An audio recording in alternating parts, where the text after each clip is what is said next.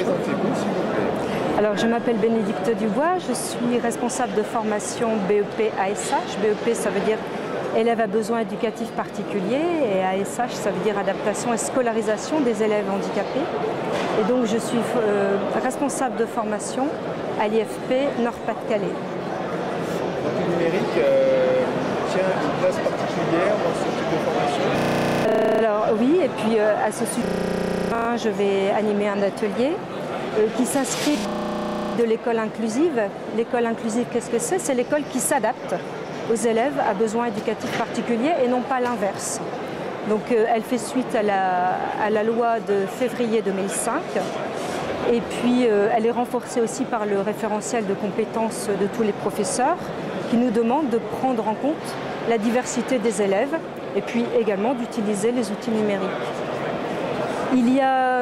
À ce sujet, il y a deux mots qui sont vraiment importants. Le premier mot, c'est accessibilité pédagogique, c'est-à-dire rendre accessibles les apprentissages pour les élèves les plus fragiles. Et puis il y a aussi l'idée de compensation, c'est-à-dire qu'on peut avoir une compensation humaine, par exemple les AVS, qui sont des auxiliaires de vie scolaire, mais on peut aussi avoir une compensation technique. Et donc les outils numériques, dans ce sens-là, ont tout à fait leur place. Vous allez dans votre atelier lister un petit peu les solutions pour la lecture, pour autre chose? Oui, alors j'ai la chance d'être accompagnée demain par un professeur de collège qui utilise des outils numériques pour des élèves qui ont des troubles spécifiques des apprentissages, par exemple des élèves dyslexiques. Donc cette enseignante de collège de la région de Lille s'appelle Christine Lecoustre et elle va présenter donc des outils qu'elle utilise pour ses élèves à besoins particuliers. Donc on va présenter des outils transversaux, par exemple des supports adaptés comme la police de caractère Open Dyslexic, qui est une police qu'on utilise pour les élèves qui sont dyslexiques et qui ont du mal à lire. Avant ça, on va faire un petit recadrage théorique aussi sur comment on lit, comment on apprend à lire, que fait le regard lorsqu'on lit sur une phrase. Et puis, on va également aborder tous les supports en fonction des difficultés, de tous les types de difficultés que peuvent rencontrer les élèves justement dans la lecture. Donc, à ce sujet, il y aura aussi des outils comme les lignages adaptés pour des élèves qui ont du mal à se repérer sur une feuille.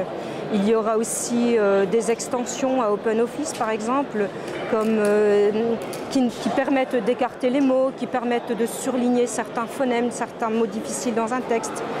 On va aussi parler des prédicteurs de mots, quand un élève a des difficultés en orthographe, des difficultés d'écriture.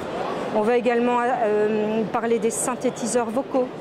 Et puis dans la rubrique expression et communication, on va aussi présenter la possibilité de faire des cartes mentales, des cartes heuristiques avec des logiciels spéciaux.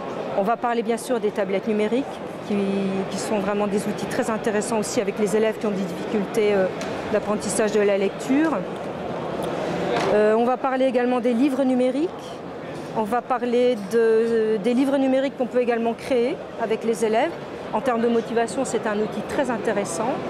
Et puis, on va aborder aussi des choses un petit peu plus disciplinaires.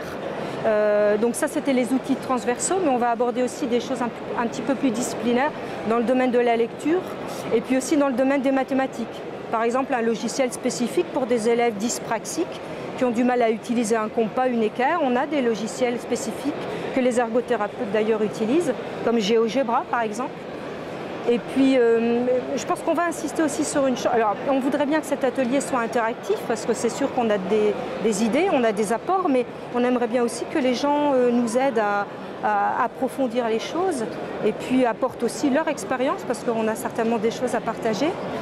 Et puis, ce que je voudrais dire aussi, et ce qui est vraiment important, c'est que l'utilisation des outils numériques, c'est important. Mais ce qui est surtout important, c'est de les utiliser en fonction des besoins des élèves. Ça, c'est vraiment quelque chose qui est même fondamental. On n'utilise pas les outils numériques parce que c'est la mode et parce que c'est tendance, mais l'important, c'est de savoir ce qu'on en fait, pourquoi on en fait, on en utilise.